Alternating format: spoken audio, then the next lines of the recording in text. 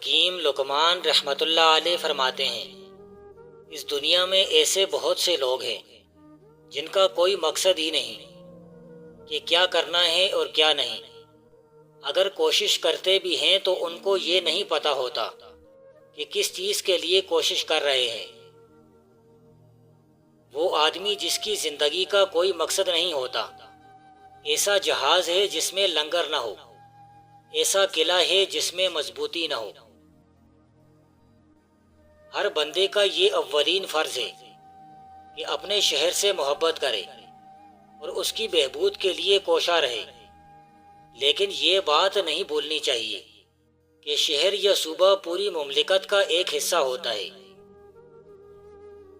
جس طرح کئی قسم کے بیج کو کاشت کرنے سے زمین زرخیز ہو جاتی ہے، اسی طرح مختلف عنوانات پر کتابوں کا مطالعہ انسان کے دماغ کو منور اور روشن کر سکتا ہے۔ دنیا کا سب سے کمزور انسان بھی اپنی صلاحیتوں کو ایک مرکز پر جمع کر کے کچھ نہ کچھ مفید کام انجام دے سکتا ہے، لیکن جو بندہ اپنی طاقت کو کسی اچھے کام کے لیے استعمال نہ کرے وہ کبھی کامیاب نہ ہوگا۔ کسی کی مصیبت پر اظہار افسوس کرنا انسانی فعل ہے، اور اس مصیبت سے نجات دلانا ملکوتی عمل ہے۔ محنتی اور ذہین آدمی کے لیے بہت کم باتیں ناممکن ہوتی ہیں۔ محنت وہ سنہری سکہ ہے جس کے ذریعے سے ہمیں ہر شے جو ہمارے لیے ضروری ہے حاصل ہو سکتی ہے۔ چمگادڑ اندھی ہوتی ہے لیکن الزام سورج پر لگاتی ہے کہ اس کی روشنی کم ہے۔ چمگادڑ روشنی کی تاب نہ لا سکے تو کس کا قصور ہے؟ اگر تمہاری انا تمہاری رہنما ہے تو پھر مدد کے لیے قسمت کی طرف مت دیکھو۔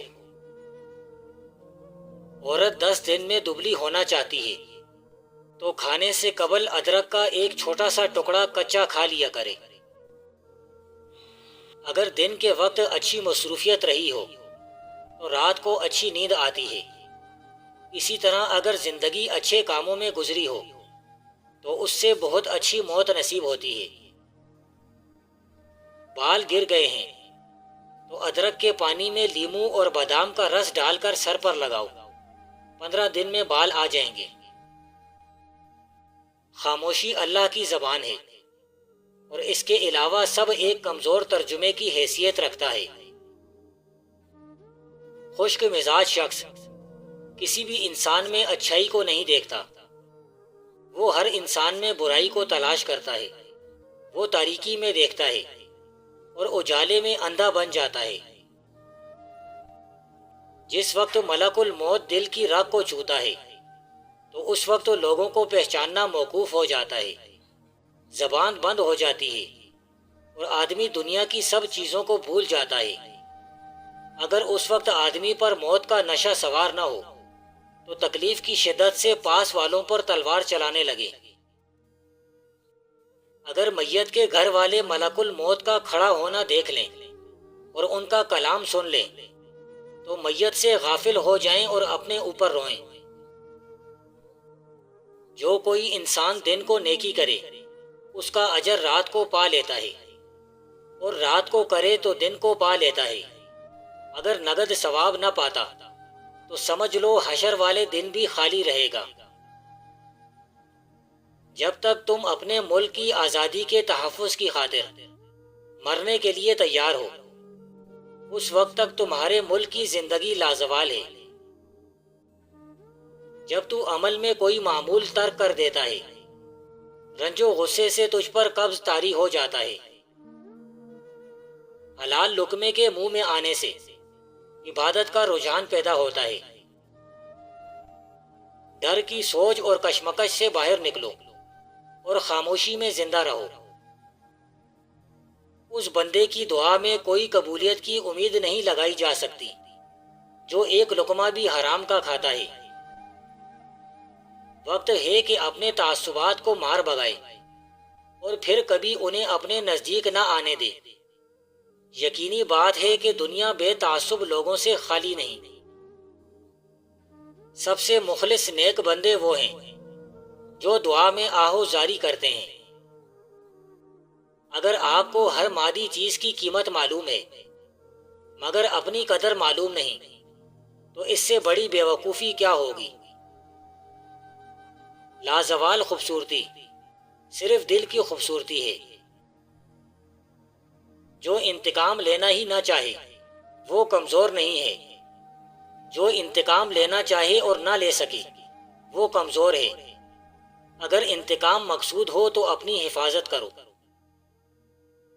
عمدہ لباس کے حریص کفن کو یاد رکھ، عمدہ مکان کے شیدائی قبر کا گڑھا مت بھول۔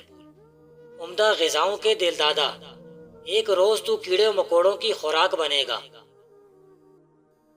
انسانی آرزوؤں میں بہت سی آرزوئیں ایسی ہیں جنہیں سماج پسند نہیں کرتا، انہیں مذموم قرار دیتا ہے، اس لیے ایسی آرزوؤں کو دبانا پڑتا ہے، لیکن وہ بنتی یا مرتی نہیں بلکہ لاشعور میں چھپ جاتی ہیں، اور اس سے انسانی شخصیت بگڑتی ہے اور اس سے ذہنی اور نفسانی امراض پیدا ہوتے ہیں۔ عورت ہمیشہ عقل مند مرد پر غالب رہتی ہے۔ نیک نامی بھی ایک نہ مرنے والا عمل ہے۔ وہ انسان بدبخت ہے جو اپنے پیچھے برے عمل چھوڑ گیا جو مرنے والے نہیں ہیں۔ اس شخص کے مرنے سے اس کی جان نہیں چھوٹے گی بلکہ اس کے عمل کی وجہ سے اس کے گناہوں میں اور اضافہ ہوتا رہے گا۔ جو ذہن بڑے بڑے واقعات کو یاد رکھ سکتا ہے، کسی چیز کو یاد رکھنے کا بہترین طریقہ یہ ہے کہ اسے یاد رکھنے کی کوشش کی جائے۔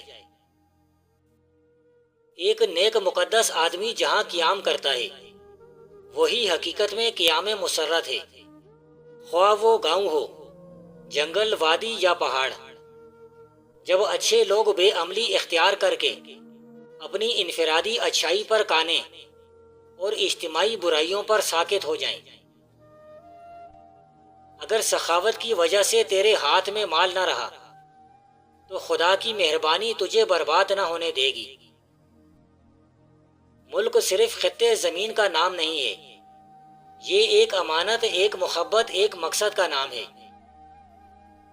قدرت کی نیک ہدایت کی پوری پابندی پر انسان کو جنت کی مانند پائے گا۔ انسان کے لیے اتنا ہی جاننا بس ہے، اس دنیا میں نیکی سے راحت ہے۔ جس استقلال کے ساتھ ہم زندگی کا سامنا کرتے ہیں اسی استقلال کے ساتھ ہمیں موت کا بھی مقابلہ کرنا چاہیے۔ برائی سے بچنے کا سب سے طاقتور طریقہ یہ ہے کہ اچھے دوستوں کے ساتھ بیٹھا جائے جنہوں نے اپنا رخ خدا کی طرف موڑ لیا ہے۔ نور کے لیے نور بن، آگ کے لیے آگ، پھول کے مقام پر پھول بن اور کانٹے کی جگہ کانٹا۔ اپنے آپ کو خاموشی کے ساتھ اس پرکشش کی طرف کھینچ دو جس سے تم حقیقی پیار کرتے ہو۔ اگر دولت مند ہونا چاہتے ہو تو صبح کے وقت ایک مٹھی چاول لیں، اس پر یا وہاب 41 بار اول آخر درود شریف پڑھ کر پھونک ماریں اور پرندوں کے آگے ڈال دیں۔